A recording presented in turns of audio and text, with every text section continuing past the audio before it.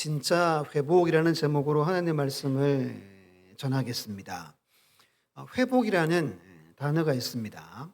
한자입니다. 이 한자가 무슨 한자죠? 무슨 회입니까? 돌아오다라고 할 때 회, 돌아오다라고 할 때 복입니다. 회복이 무슨 뜻이라는 거죠? 돌아가는 거다라는 겁니다. 구구사전에는 이렇게 말합니다. 원래의 상태로 돌이키거나 원래의 상태를 되찾는 것이다. 성경사전에도 의미가 같습니다. 이전 상태로 돌이킨다라는 게 회복입니다. 성경사전에서는 주로 우리가 상실한 주권, 권세를 본래의 목적대로 되돌리는 것, 그리고 하나님과의 관계가 깨진 관계를 다시 재건하는 것으로 이 단어가 사용됩니다. 하나님과 나와의 관계를 회복한다라고 할 때 주로 사용한다는 겁니다. 오늘 본문은 다시 느헤미야입니다. 느헤미야 전체의 주제는 다른 것이 아니라 회복입니다. 회복. 잃어버리고 상실한 주권, 영적인 권세, 하나님과의 그 관계를 회복하는 그 모습들을 보여줍니다. 그래서 이미 성전은 지어졌고 이제 성벽을 재건했고 이제 신앙을 회복하고 개혁하는 이야기가 쭉 이어지게 됩니다.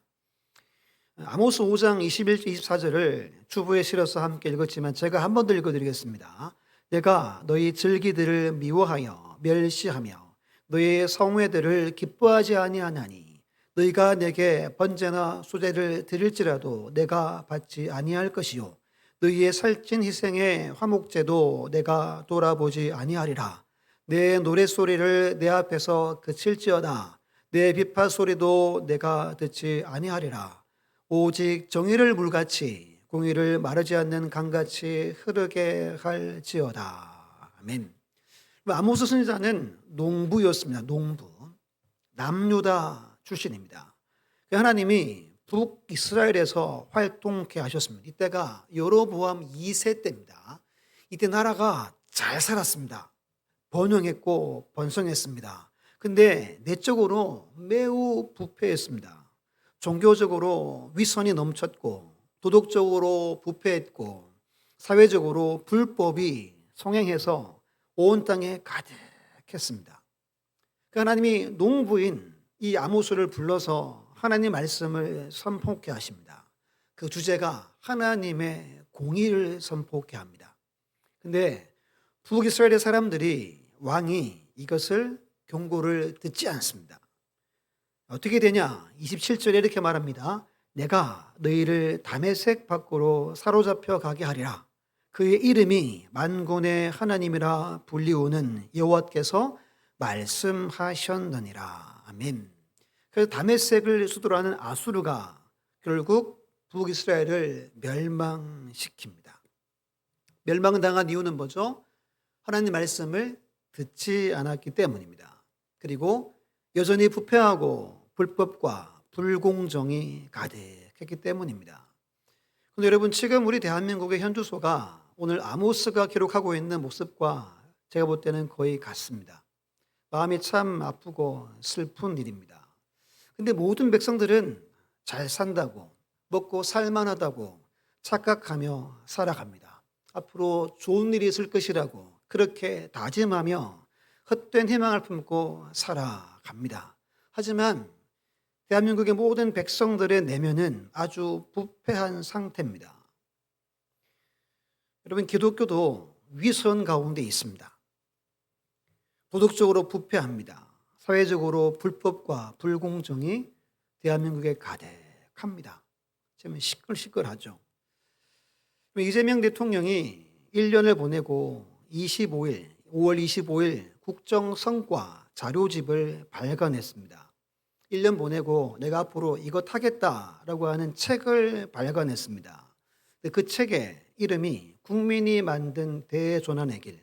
근데 그 내용 중에 평등법, 차별금지법을 법제화할 것이다 라고 책을 발간했습니다. 이게 무슨 말이죠? 내 임기 때 반드시 이것을 법을 만들어서 통과시키겠다라고 책을 발간했습니다. 말씀을 보고 설교하는 제 입장에서는 이건 엄청나게 위험한 겁니다. 여러분들은 어떻게 보이십니까? 이게 통과되면 이런 말이 써 있습니다. 외국 사례를 조사하겠대요. 조사하면 할 수 없습니다. 왜죠? 가정이 깨지고 교회가 무너집니다. 그런데 이것을 하겠다고 책을 발간했습니다. 앞으로 설교를 어떻게 해야 할까? 이런 고민들이 됩니다. 여러분, 이렇게 하면 구약 성경과 같은 꼴이 될 겁니다. 그럼 어떻게 되죠? 결국 하나님의 복이 떠나갑니다.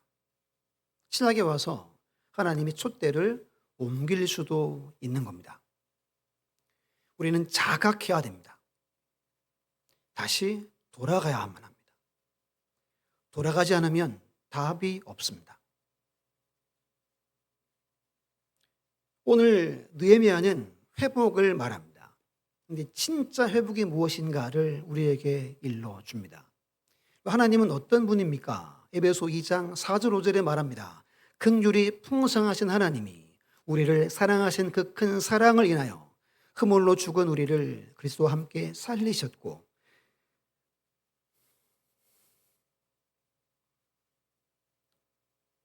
은혜로 구원받은 것이라. 하나님은 긍휼이 풍성하십니다. 시편 51편 1절 2절을 한번 읽어주세요. 시작.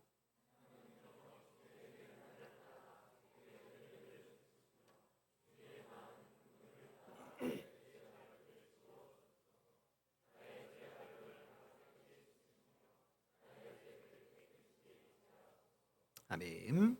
다윗의 시편입니다. 다윗이 바세바를 범합니다. 나단이 와서 막 책망합니다.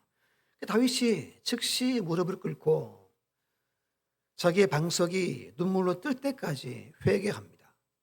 왜냐, 그는 알았습니다. 하나님은 긍휼이 많은 분이 알았습니다. 내가 돌이키면 하나님은 나를 용서하실 것을 다윗은 알고 믿었습니다. 우리 출애굽기 33장과 사무엘상 2장 말씀을 이어서 읽습니다. 시작. 나는 은혜 베풀 자에게 은혜를 베풀고 긍휼히 여길 자에게 긍휼을 베푸느니라. 나를 존중히 여기는 자를 내가 존중히 여기고 나를 멸시하는 자를 내가 경멸하리라. 이 말씀을 여러분 꼭 잊어서는 안 됩니다. 여기서 은혜 베풀 자, 긍휼히 여길 자, 존중히 여길 자가 누구겠습니까? 흠도 없고 티도 없고 무험한 자가 아닙니다. 죄인인데 내가 죄인임을 깨닫고 아버지, 제가 죄인입니다. 내가 죄가 많구나. 아버지 앞에 겸손한 마음으로 나아가는 자를 말합니다. 오늘 우리 중에 죄 없는 사람은 단 한 사람도 없습니다. 한 주간 죄 한 번도 안 지은 사람도 한 사람도 없습니다. 그저 낮은 마음 가지고 하나님께 내 인생을 맡기고 전적으로 의지하는 자를 말하는 겁니다. 하나님은 뭐가 많으시다 그랬어요? 긍휼이 많으셔서 하나님은 또 우리를 용서해 주시는 겁니다. 매주 우리는 그렇게 사는 겁니다. 아멘입니까? 한 주간 살고 또 교회 예배 들어와서 문 열고 들어와서 또 부끄럽게 머리 숙여 또 회개하고 또 예배 드리고 돌아가서 또 변하지 않은 내 모습으로 살아갑니다. 하나님은 긍휼이 많으시다는 겁니다. 그러면 이 긍휼이 많으신 하나님이 오늘 본문에서 어떻게 이 포로에서 돌아온 자들을 회복하는가에 대해서 오늘 말씀을 우리에게 주고 있습니다. 첫 번째는 진짜 회복은 자기 정체성의 확신으로부터입니다. 자기 정체성의 확신이 있어야 됩니다. 여러 차례 나눈 것처럼 긍휼이 풍성한 하나님이 이방 왕 고레스를 통해서 이 포로로 끌려갔던 이스라엘 백성들을 예루살렘으로 돌아가게 합니다. 그림 보여주시면 1차 때 스룹바벨과 함께 약 5만 명이 돌아와서 성전을 건축합니다. 그리고 약 한 80년 후에 2차 에스라를 통해서 몇 명이 오죠? 2,000명 안 되는 인원들이 돌아와서 예배를 회복하기 힘씁니다. 3차는 느헤미야, 다른 이름은 없잖아요. 느헤미야가 돌아와서 성벽을 재건합니다. 그 다음 보여주시면 1장에서 6장이 성벽을 재건하는 이야기입니다. 고생하지만 결국 52일 만에 재건합니다. 7장에서 13장까지 이제 봉헌식도 있고, 그리고 명단도 작성하고, 개혁도 하고, 이런 일들을 하게 됩니다. 제가 7장을 이제 그냥 넘겼는데요. 7장이 귀한 자들의 명단이 길게 적혀 있습니다. 근데 이것이 매우 중요한 메시지가 있습니다. 이것으로 신앙의 부흥운동이 시작되고, 예루살렘에 거주할 자들을 정하게 되고, 성전을 봉헌하게 되고, 느헤미야의 개혁이 가능케 된 겁니다. 그게 뭐냐 하면 자기 정체성의 확신입니다. 우리 7장의 5절 말씀을 우리 형제들이 읽습니다. 7장 5절 시작.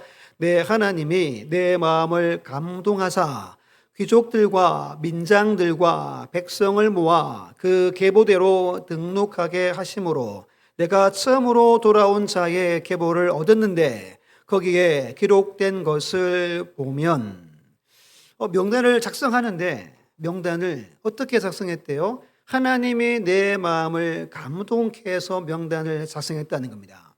조사하고 몇 명인지, 누구의 가문인지 등등등을 면밀히 기록했다는 겁니다. 즉 하나님이 하라 하셔서 했다는 겁니다. 그런데 이 명단이 어떤 명단이냐면 느헤미야와 같이 온 사람도 아니고 에스라와 같이 온 사람도 아닙니다. 1차 기환 명단입니다.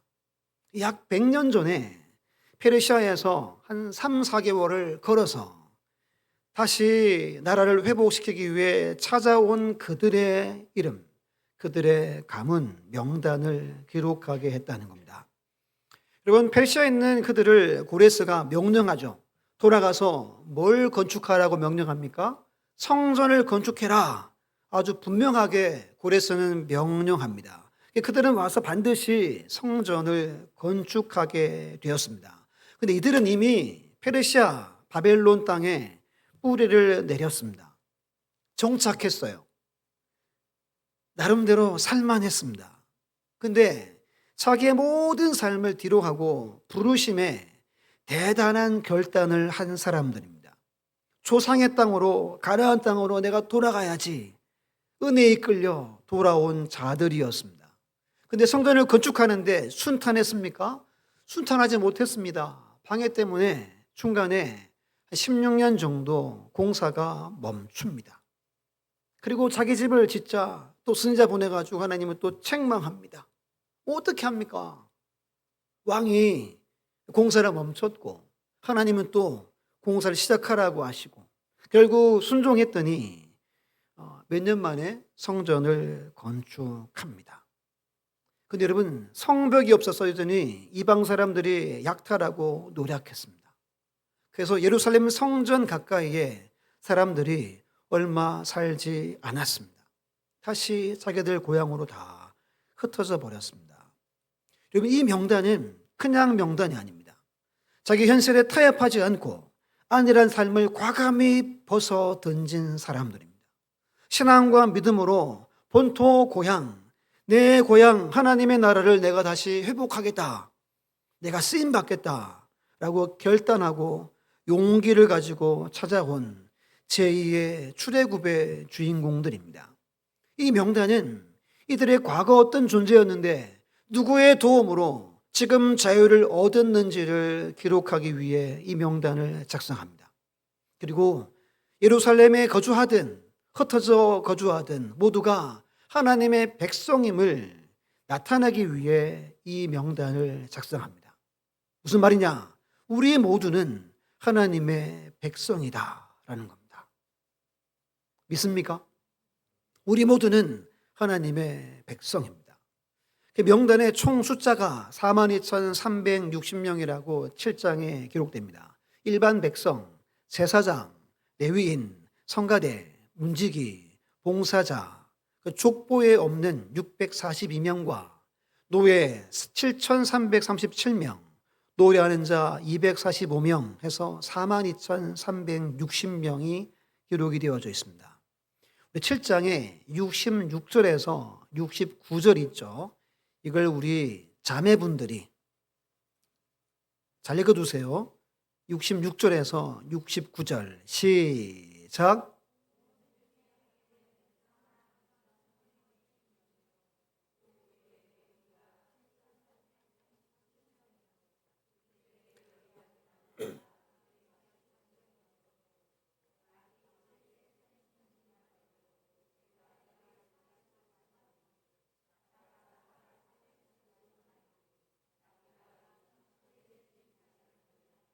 아멘.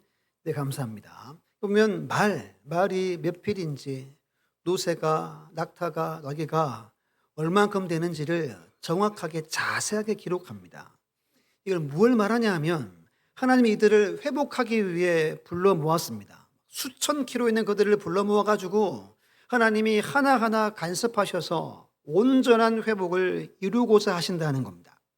사람, 가축, 그들의 일터, 그들의 재산, 삶의 터전을 내가 회복하겠다는 겁니다.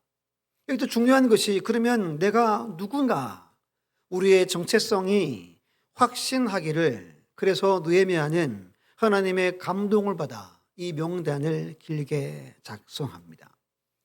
사랑하는 여러분, 느헤미야를 통해 하나님은 우리에게 여러분들이 저 자신이 어떤 존재인가를 돌아보게 하는 겁니다. 오늘 우리는 어떤 존재입니까? 여러분들은 누구입니까? 한번 따라서 합니다. 우리는 예수 그리스도를 주님으로 믿는 하나님의 백성이다. 아멘입니까? 우리는 같습니다. 우리는 예수 그리스도를 주님으로 영접하고 믿는 하나님의 백성입니다. 다시 여러분 에베소 2장 4절 5절을 같이 한번 읽어볼게요. 시작. 긍휼이 풍성하신 하나님이 우리를 사랑하신 그 큰 사랑을 인하여 허물로 죽은 우리를 그리스도와 함께 살리셨고 너희는 은혜로 구원받은 것이라. 아멘. 아멘입니까? 이걸 믿습니까? 여러분 우리가 무언가를 해서 하나님 우리에게 구원을 준 게 아니라 우리가 아무것도 하지 않고 허물로 죽었던 자였습니다. 우리는 사망했던 자였습니다. 근데 그 크신 은혜, 그 크신 사랑, 긍휼이 많으신 하나님의 사랑으로 우리를 그리스도와 함께 살려내셨고 은혜로 우리를 구원해 주셨습니다. 아멘입니까? 이게 우리에게 가장 중요한 고백입니다. 성경을 우리 로마서, 에베소서 한번 찾아봅니다. 로마서 3장 찾습니다. 23절, 24절, 243페이지에 있습니다. 그리고 에베소서, 다시 로마서 6장 이렇게 세 곳 살펴보겠습니다. 볼펜으로 한번 그으시면서 읽으시면 될 것 같아요. 로마서 3장 23절로 24절입니다. 함께 읽습니다. 시작. 모든 사람이 죄를 범하였음에 하나님의 영광에 이르지 못하더니 그리스도 예수 안에 있는 성령으로 말미암아 하나님의 은혜로 값없이 의롭다 하심을 얻은 자 되었느니라. 아멘. 우린 다 죄인입니다. 하나님의 영광에 하나님의 품에 우리는 이를 수 없는 자였습니다. 근데 하나님의 은혜로 값없이 예수 그리스도를 믿는 우리에게 속량해 주셨습니다. 속량이 뭐냐? 대가를 치르고 우리를 건져 주셨다는 겁니다. 아들을 내주고 그 아들을 믿는 자는 값없이 의롭다 함을 얻게 되었습니다. 이것이 우리의 정체성입니다. 그럼 에베소 1장 봅니다. 넘어와서 6장 찾을 거니까 이렇게 손을 넣어 놓으시고 에베소 1장 3절로 7절을 우리 한 목소리로 함께 좀 목소리를 크게 해서 있습니다. 에베소 1장 3절로 7절 시작. 찬송하리로다. 하나님 곧 우리 주 예수 그리스도의 아버지께서 그리스도 안에서 하늘에 속한 모든 신령한 복을 우리에게 주시되 곧 창세전에 그리스도 안에서 우리를 택하사 우리로 사랑 안에서 그 앞에 거룩하고 흠이 없게 하시려고 그 기쁘신 뜻대로 우리를 예정하사 예수 그리스도로 말미암아 자기의 아들들이 되게 하셨으니 이는 그가 사랑하시는 자 안에서 우리에게 거저 주신 바 그의 은혜의 영광을 찬송하게 하려는 것이라. 우리는 그리스도 안에서 그의 은혜의 풍성함을 따라 그의 피로 말미암아 속량 곧 죄 사함을 받았느니라. 아멘. 여러분, 우리가 늘 찬송해야 한다는 겁니다. 왜? 하늘의 신령한 복이 우리에게 부어져서 우리는 택함 받았고 기쁘신 뜻대로 예정함으로 거룩하고 흠이 없고 하나님의 아들들이 되게 했습니다. 왜 했대요? 거저 했대요. 거저. 이유가 없습니다. 그냥 했다는 겁니다. 그 피로 말미암아 속량 곧 죄 사함을 받았느니라. 믿습니까? 이것을 믿는 자는 구원 얻은 자입니다. 다시 로마서 6장을 봅니다. 6장에 가셔서 1절로 11절 읽을 텐데요. 이게 중간에 합하여, 함께, 연합이라는 단어가 몇 번 나오는지 한번 동그라미 보세요. 합하여, 함께, 연합했다는 말입니다. 1절로 11절을 제가 읽드리겠습니다. 그런즉 우리가 무슨 말을 하리요? 은혜를 더하게 하려고 죄에 거하겠느냐? 그럴 수 없느니라. 죄에 대하여 죽은 우리가 어찌 그 가운데 더 살리요? 무릇 그리스도 예수와 합하여 세례를 받은 우리는 그의 죽으심과 합하여 세례를 받은 줄 알지 못하느냐? 그러므로 우리가 그의 죽으심과 합하여 세례를 받음으로 그와 함께 장사되었나니 이는 아버지의 영광으로 말미암아 그리스도를 죽은 자 가운데서 살리심과 같이 우리로 또한 새 생명 가운데에서 행하게 하려 함이라. 만일 우리가 그의 죽으심과 같은 모양으로 연합한 자가 되었으면 또한 그의 부활과 같은 모양으로 연합한 자도 되리라. 우리가 알거니와 우리의 옛사람이 예수와 함께 십자가에 못 박힌 것은 죄의 몸이 죽어 다시는 우리가 죄에게 종노릇하지 아니하려 함이니 이는 죽은 자가 죄에서 벗어나 의롭다 하심을 얻었음이라. 만일 우리가 그리스도와 함께 죽었으면 또한 그와 함께 살 줄을 믿노니 이는 그리스도께서 죽은 자 가운데서 살아나셨음에 다시 죽지 아니하시고 사망이 다시 그를 주장하지 못할 줄 알미로라. 그가 죽으심은 죄에 대하여 단번에 죽으시며 그가 살아계심은 하나님께 대하여 살아계심이니. 11절 함께 읽습니다. 이와 같이 너희도 너희 자신을 죄에 대하여 죽은 자요 그리스도 예수 안에서 하나님께 대하여 살아있는 자로 여길지어다. 뭐라고 끝납니까? 여기라 그럽니다. 이게 여러분 내가 아닌데 그런 척하란 말이 아니라 예수 그리스도를 믿음으로 이미 새 창조가 되었다는 겁니다. 그렇게 여기며 살라는 거예요. 우리는 거듭났습니다. 이걸 그대로 받아들이면 된다는 겁니다. 여러분 합하여 함께 연합이 몇 번 나왔습니까? 9번 나옵니다. 예수를 믿는 그 즉시 예수님과 합해서 십자가에 달렸다가 함께 장사되었다가 우리는 부활한 몸을 입게 된 겁니다. 이게 여러분 우리의 정체성입니다. 이 정체성으로 그 다음 여러분 지향성이라고 우리의 삶의 방향이 결정되는 겁니다. 근데 우리의 삶이 믿는 자든 안 믿는 자든 똑같이 방향이 같다. 무엇이 문제죠? 정체성이 문제입니다. 정체성이 있으면 방향이 다릅니다. 같을 수가 없습니다.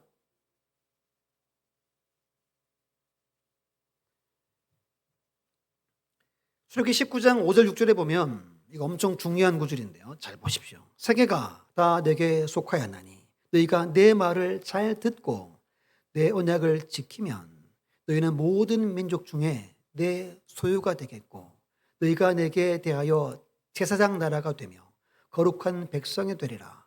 너는 이 말을 이스라엘 자손에게 전할지니라. 출애굽해서 3개월 되는 날 시내산에 도착합니다. 도착해서 처음 하나님이 하신 말씀이 이 말씀입니다. 너희가 내 말을 잘 듣고 내 언약을 지키면 모든 수많은 민족 가운데 너희들 내 것이 될 것이다. 내 소유가 될 것이다. 제사장 나라가 될 것이며 거룩한 백성이 될 것이다. 이것이 부름받은 이유와 목적입니다. 왜 예수를 믿습니까? 우리는 하나님의 것이 되기 위해, 제사장 나라가 되기 위해, 거룩한 백성이 되기 위해 우리는 부름을 받았습니다. 이것을 여러분 신약으로 적용하면 예수 그리스도를 믿는 우리, 정체성을 가진 우리는 하나님 말씀으로 살아가는 자라는 겁니다. 본문 우리 1절 보시면 이스라엘 자손이 52일 만에 성벽을 재건하고 7장에서 이제 명단을 작성합니다. 그리고 그들이 자기 성읍으로 다 흩어졌습니다. 그러다가 일곱째 달 7월 달에 1일 날 그들이 일제히 모든 백성이 모입니다. 수문 앞 광장에 모여서 학사 에스라에게 뭘 가져오래요? 모세의 율법책을 가져오십시오. 이 말은 읽어주십시오. 낭독해 주십시오 라는 말입니다. 이미지 보여주시면 이 이미지가 여러분 하드웨어와 소프트웨어를 뜻합니다. 여러분 볼 때 왼쪽은 하드웨어입니다. 손에 만져지는 어떤 장치들, 부품들입니다. 본체나 모니터, 마우스 뭐 이런 것들입니다. 옆에는 이제 소프트웨어, 쉽게 말하면 프로그램들입니다. 지금은 성전과 성벽이 아주 멋있게 재건되었습니다. 하드웨어가 만들어졌습니다. 근데 하나님의 역사가 있으려면 뭐가 있어야 되죠? 겉문만 있으면 되지 않습니다. 소프트웨어가 있어야 됩니다. 그래야 하드웨어가 작동이 되어서 움직입니다. 그게 뭐냐라는 걸 백성들이 스스로 깨달았다는 겁니다. 모세의 율법책, 하나님의 말씀이라는 것을 깨닫고 한 6월 달쯤에 공사가 마치고 7월 1일 날 다시 자기들이 자원해서 모인 겁니다. 그리고 성벽이 무너지고 약 142년 만에, 기원하고 약 100년 만에 완공이 됩니다. 얼마나 고생해서 했습니까? 한 손에 무게 들고 한 손에 연장 들고 52일 만에 막 잠도 못 자고 기적처럼 52일 만에 이루었습니다. 집에 돌아가 보니까 마음이 허전한 겁니다. 여러분, 큰 무언가를 이루고 나서 그 다음에 보통 사람들이 많이 실수하고 넘어집니다. 이들이 너무 허전한 겁니다. 야, 우리가 51일 만에 기적을 이루었는데 왜 마음이 이렇게 헛헛하고 이렇게 공허하지? 스스로 7월 1일 날 모여들었다는 겁니다. 이 7월 1일은 나팔절입니다. 우리와 달리게 달라가지고 이때가 1월 1일입니다. 나팔을 불면 노동을 멈추고 안식을 누리고 희생 제사를 드리는 날이 7월 1일입니다. 나팔절이라고. 열흘 후에 대속죄일이 있고 5일 후에 초막절이 있습니다. 그러니까 이들의 그 첫 달이 아주 중요한 절기들이 모여 있습니다. 이들이 근데 자기들이 백성들이 스스로 모였다는 겁니다. 그래서 오늘 8장에 모든 백성이란 말이 10번이나 나옵니다. 여기는 남자, 여자, 알아들을 수 없는, 알아들을 만한 모든 사람, 노예들, 외국인까지 다 포함 자들입니다. 이 모임이 느헤미야나 에스라가 모여온 게 아닙니다. 자기들 스스로 자발적으로 모여들었다는 겁니다. 이게 뭘 말하냐 하면 나는 하나님의 소유야. 나는 제사장 나라야. 나는 거룩한 백성이야. 라고 확신했다는 겁니다. 이 은혜가 우리 가운데 있기를 간절히 바랍니다. 이것만 되면 우리 믿음으로 삽니다. 근데 이것이 되지 않은 게 문제인 겁니다. 교회를 평생을 다녀도 스스로 나는 하나님의 것이지, 나는 거룩한 백성이야, 나는 제사장 나라를 이루어야 할 자야, 이 고백이 있기를 간절히 바랍니다. 하드웨어가 아무리 휘황찬란하고 멋있게 지어져도 그것이 돌아가려면 하나님 말씀이 있어야 한다는 겁니다. 두 번째입니다. 오직 하나님의 말씀으로부터 진짜 회복이 있습니다. 3절 6절을 한번 제가 볼게요. 3절 보시면 수문학 광장에 새벽부터 한 6시 정도를 말합니다. 정오까지 12시까지 남자나 여자나 알아들을 만한 모든 사람 앞에서 읽음에 뭇 백성이 그 율법책에 귀를 기울였습니다. 무려 6시간 동안 말씀을 읽습니다. 낭독합니다. 4절에 보면 여러분 4절에 몇 명 나오죠? 13명 나옵니다. 그들이 오른쪽 왼쪽에 13명이 서 있습니다. 이 사람들은 제사장들입니다. 에스라가 읽다가 힘들면 이렇게 교체하기 위해서 옆에 서 있는 사람들입니다. 5절 말씀하면 에스라가 모든 백성 위에 서서 그들 목전에 책을 펴니 책을 펼 때에 모든 백성이 일어서니라. 일어서서 6시간 동안 하나님의 말씀을 듣습니다. 존경의 표시입니다. 앉아있다가 이렇게 좀 존경할 만한 분은 나타나면 어떡하죠? 벌떡 일어나죠. 인사하는 것처럼 하나님 말씀을 지금 사람이 읽지만 하나님의 말씀으로 받는다는 겁니다. 6절 한번 읽어봅니다. 6절 시작. 에스라가 위대하신 하나님 여호와를 송축하며 모든 백성이 손을 들고 아멘 아멘 하고 응답하고 몸을 굽혀 얼굴을 땅에 대고 여호와께 경배하니라. 이건 이제 시작할 때 먼저 에스라가 하나님을 송축합니다. 위대하신 하나님 여호와를 송축합니다. 찬양합니다. 라고 선포한 겁니다. 그랬더니 백성들이 어떻게 했죠? 손을 들고 아멘 아멘 믿습니다. 받아들입니다. 그리고 몸을 굽혀 경배합니다. 코를 땅에 대고 절했다는 겁니다. 우리 이미지 보여주시면 계시록 4장에 보면 하늘의 예배 장면이 나옵니다. 네 생물들이 밤낮 쉬지 않고 이렇게 선포합니다. 거룩하다 거룩하다 거룩하다. 주 하나님 곧 전능하신 이여 전에도 계셨고 이제도 계시고 장차 오실 이시라. 그리고 막 영광과 존귀와 감사를 막 올려드립니다. 그리고 이제 24 장로들이 이렇게 합니다. 의자에서 내려와서 무릎 꿇고 땅에 대고 자기 관, 자기의 모든 거죠. 영광이죠. 이걸 내어드립니다. 그리고 이렇게 고백합니다. 계시록 4장 11절 같이 해볼게요. 시작.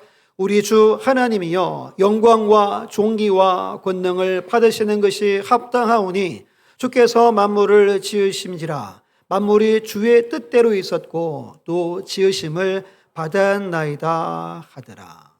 이게 여러분 하늘나라의 예배입니다. 근데 오늘 모습과 거의 같습니다. 계시록에서는 지금 보좌가 보입니다. 하나님 어린 양이 보입니다. 보이는 가운데 엎드려 경배했다면 오늘 본문이나 우리는 하나님이 보이진 않습니다. 그런데 여러분 이런 예배의 자세가 반드시 있어야 합니다. 필요합니다. 그러면 어떻게 적용해야 될까요? 하나님 말씀에 대한 자세와 태도입니다. 여러분 코로나19 이후에 예배가 많이 무너졌습니다. 누구 편의로 예배를 드리죠? 누구 편의로 예배 드리죠? 내 편의로 예배 드리게 됐습니다. 그래서 온라인 성도들이 셀 수 없이 많습니다. 그 예배는 여러분 이렇게 드려야 된다는 겁니다. 내 편으로 예배 드리면 하나님이 그다음 모르겠습니다. 받으실 수도 있으니까. 근데 성경을 보면 그렇지 않습니다. 여러분 우리가 하나님 말씀에 어떤 마음의 자세, 태도가 있느냐는 겁니다. 다시 여러분 성경을 한 곳만 찾습니다. 베드로전서를 찾습니다. 2장 봅니다. 베드로전서 2장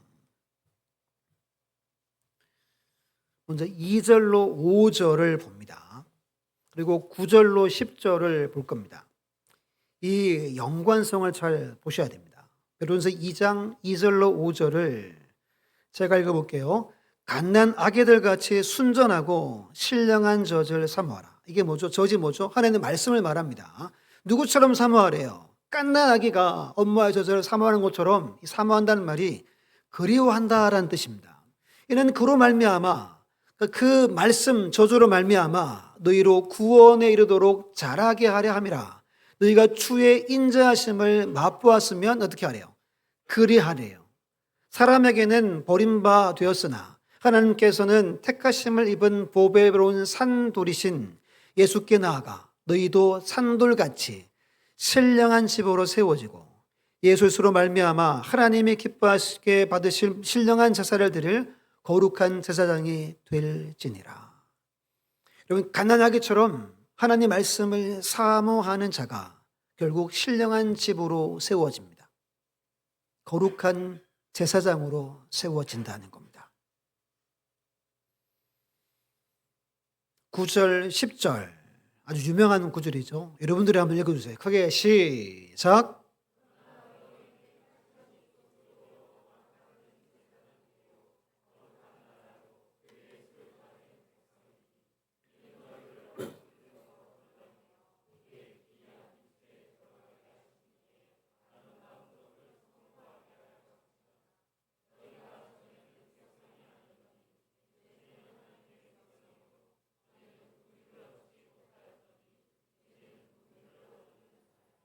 아멘.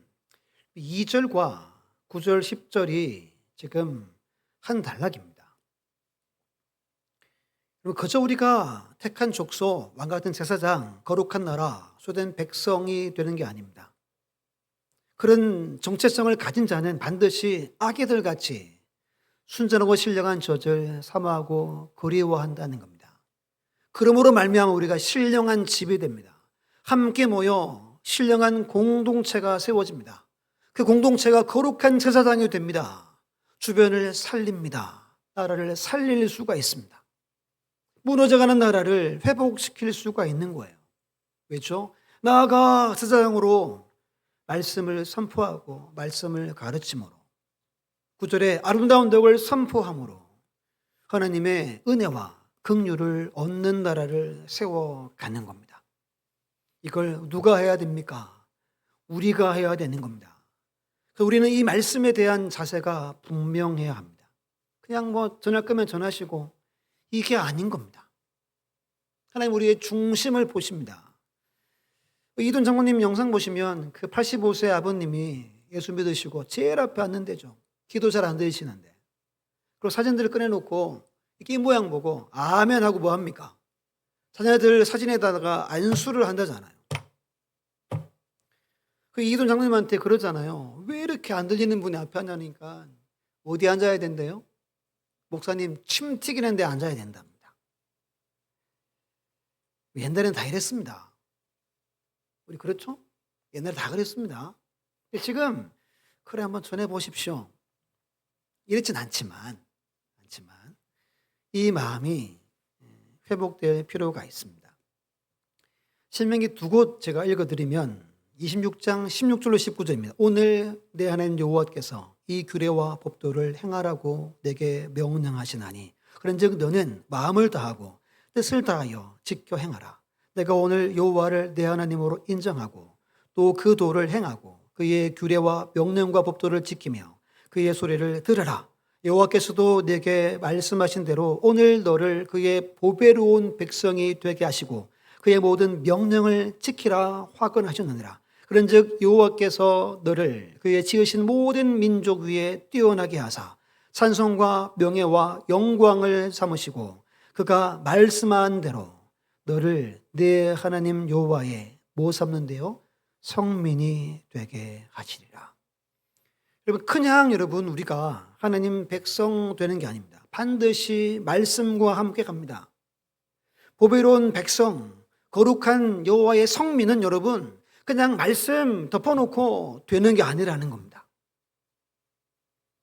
신명기 31장 9절로 13절입니다. 또 모세가 이 율법을 써서 여호와의 언약궤를 메는 레위 자손 제사장들과 이스라엘 모든 장로에게 주고 모세가 그들에게 명령하여 이르기를 매 7년 끝 해곧 면제전의 초막절에 온 이스라엘이 내 하나님 여호와 앞 그가 택하신 곳에 모일 때 이 율법책을 낭독하여 온 이스라엘에 듣게 할지니 곧 백성의 남녀와 어린이와 내 성읍 안에 거류하는 타국인을 모으고 그들에게 듣고 배우고 내 하나님 여호와를 경외하며 이 율법의 모든 말씀을 지켜 행하게 하고 또 너희가 요단을 건너가서 차지할 땅에 거주할 동안에 이 말씀을 알지 못하는 그들의 자녀에게 듣고 내 하나님 여호와 경외하기를 배우게 할지니라.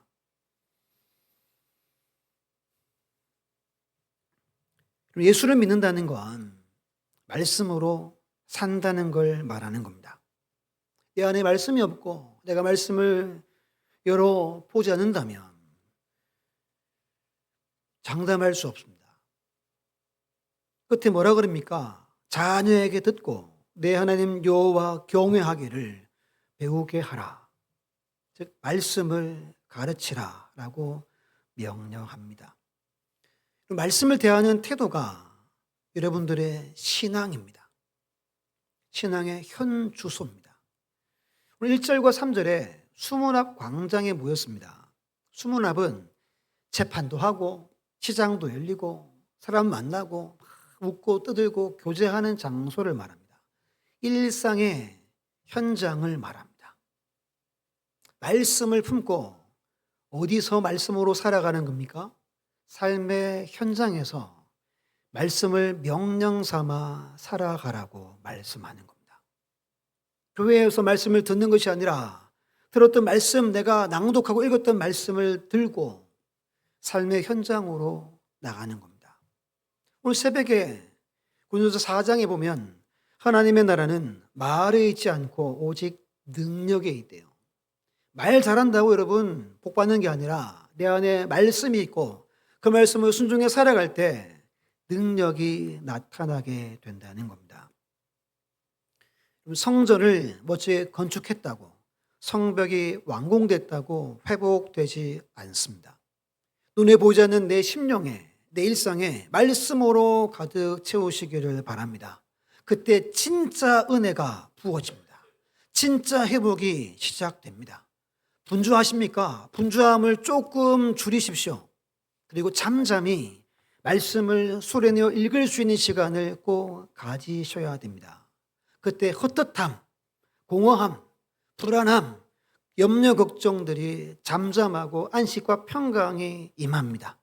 내가 누군지를 더욱더 분명하게 알게 됩니다. 신령한 집들이 세워지고 거룩한 제사장으로 쓰임받게 되는 겁니다.